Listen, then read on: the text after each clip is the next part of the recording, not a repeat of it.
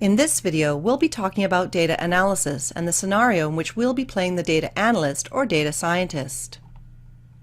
But before we begin talking about the problem, used car prices, we should first understand the importance of data analysis. As you know, data is collected everywhere around us, whether it's collected manually by scientists or collected digitally every time you click on a website or your mobile device. But data does not mean information. Data analysis, and in essence data science, helps us unlock the information and insights from raw data to answer our questions.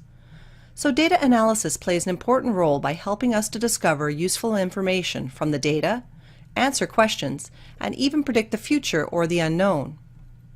So let's begin with our scenario. Let's say we have a friend named Tom, and Tom wants to sell his car. But the problem is, he doesn't know how much he should sell his car for. Tom wants to sell his car for as much as he can, but he also wants to set the price reasonably so someone would want to purchase it. So the price he sets should represent the value of the car. How can we help Tom determine the best price for his car? Let's think like data scientists and clearly define some of his problems.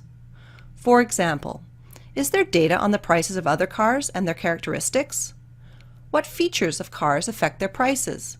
Color? Brand? Does horsepower also affect the selling price, or perhaps something else? As a data analyst or data scientist, these are some of the questions we can start thinking about. To answer these questions, we're going to need some data. In the next videos, we'll be going into how to understand the data, how to import it into Python, and how to begin looking into some basic insights from the data.